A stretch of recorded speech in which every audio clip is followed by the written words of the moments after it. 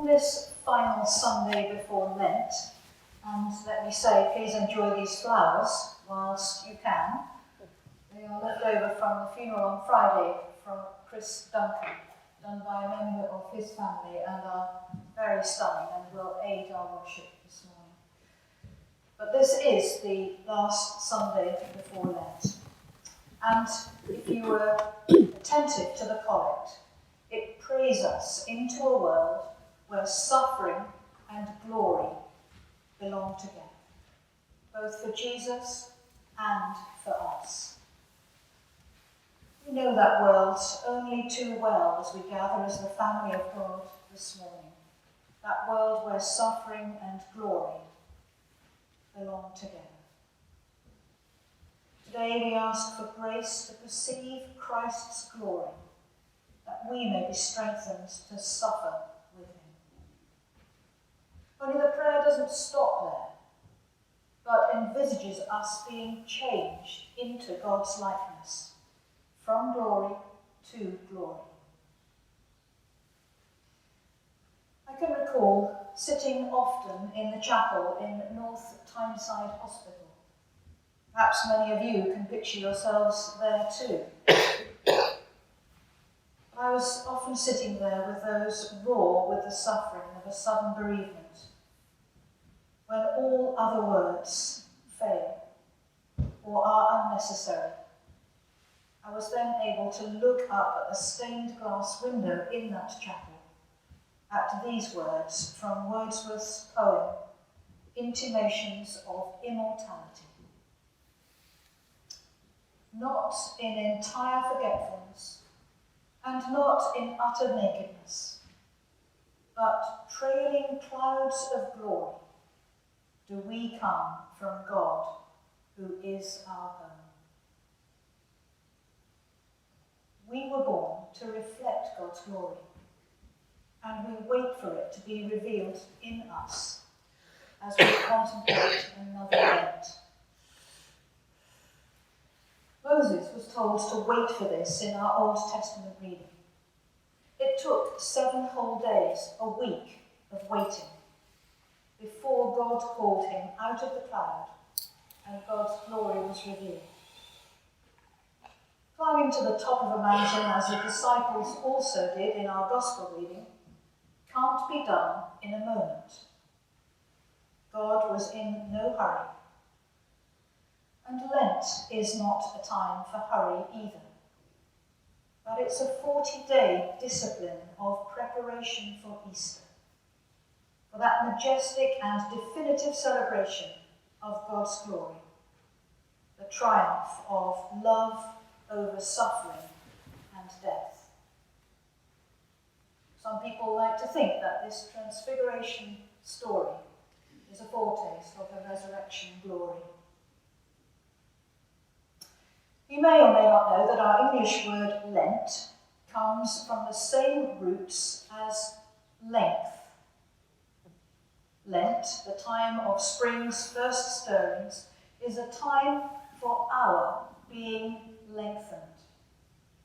We are to grow into the full stature of Christ, to move nearer to the kingdom prepared for us before the foundation of the world. It may seem very noble, and it may meet a psychological need in us, or even give us a reason to discipline ourselves in something we should have tackled long ago, like getting fit or losing weight.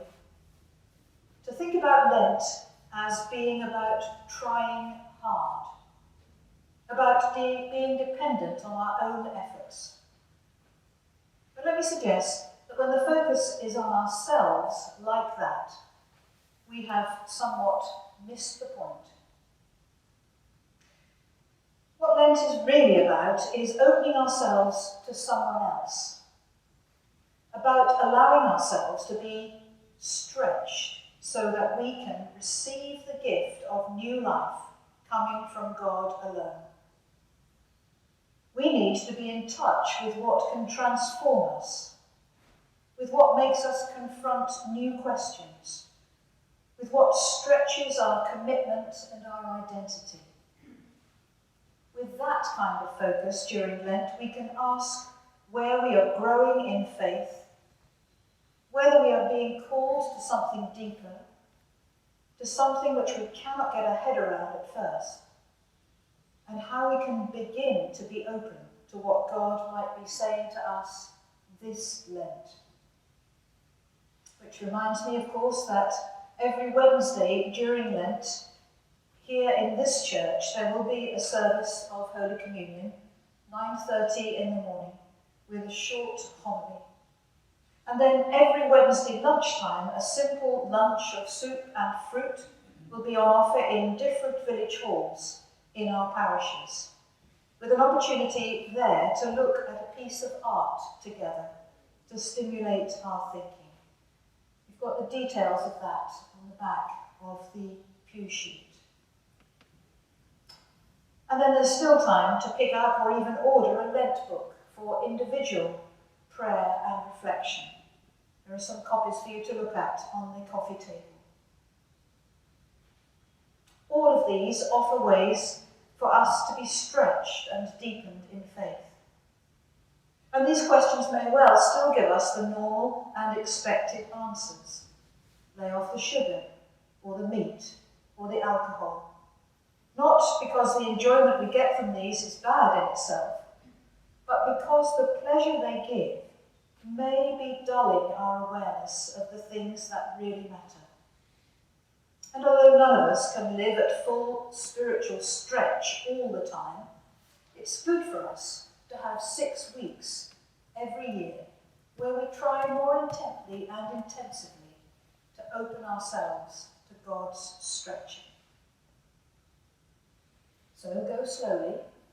Don't be too ambitious, or you may almost certainly fail and become discouraged and give up before you've properly started. Some of us might need to give up some element of our religion. I use the word in the sense of the things that we are tied or bound to in some way or other. Things we may be doing as a matter of routine. Things we catch ourselves merely going through the motions with when we worship or pray. And we need to stop in order to reconnect with the living God. Some of us may need to sleep more, or do less and be more. Some of us may need to work more deeply in our relationships and stop avoiding the all too challenging ways in which they alone can stretch us. For Lent is for lengthening, not constricting.